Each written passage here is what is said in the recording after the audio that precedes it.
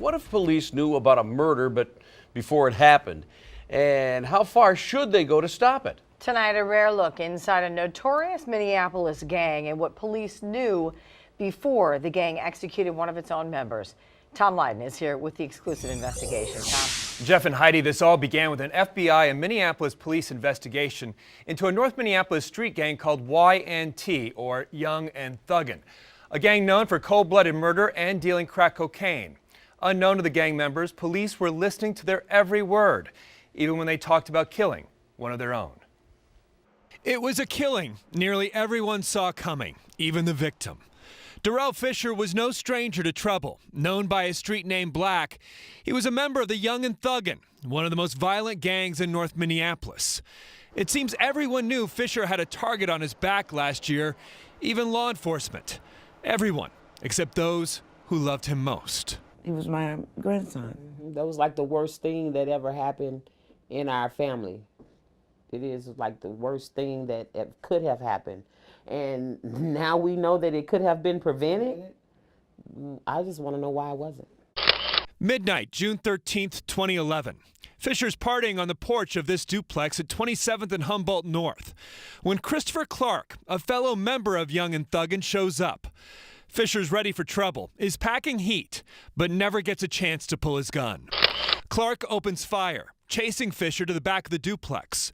Fisher would die in the alley, like so many other young men.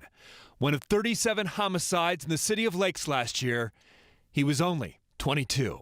But what made this homicide different from all the others last year is that it was totally preventable.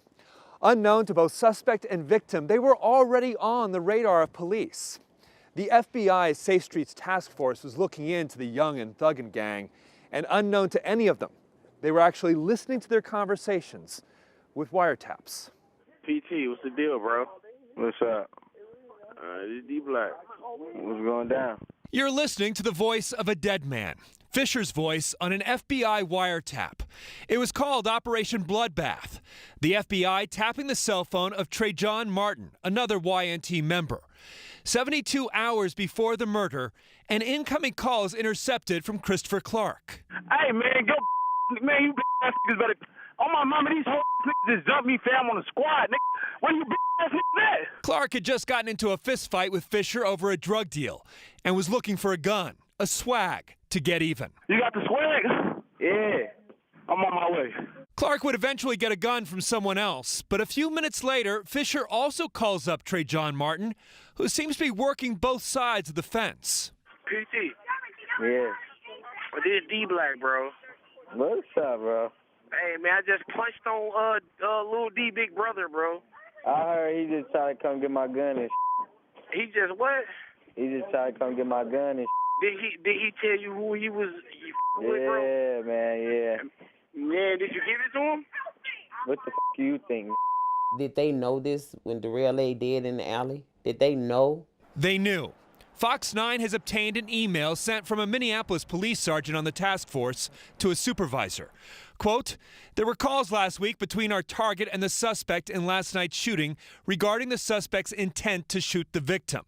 It's clear that it is YNT on YNT, so I wanted to give you a heads up in case you need to get in front of this thing. That happened on a Friday, and Darrell died on a Monday night, so I feel like somebody had time enough to do something, honestly. Somebody had enough time to contact somebody, take somebody in custody, or do something, and nobody did nothing.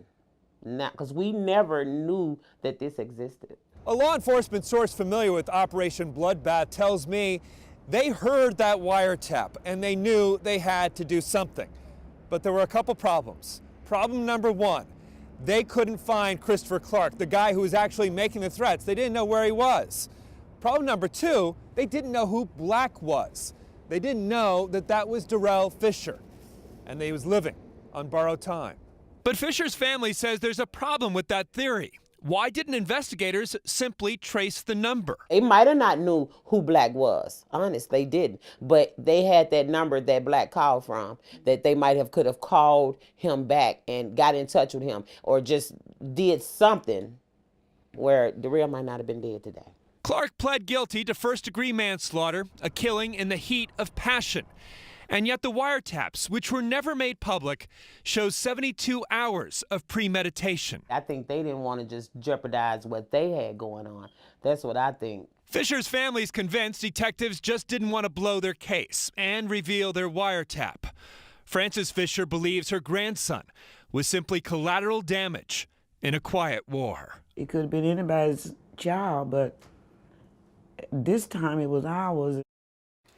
An FBI source tells me even with limited information, it tried to intervene before the murder, even staking out their wiretap target, Trayjon Martin, to see if anyone came to pick up a gun. No one ever did.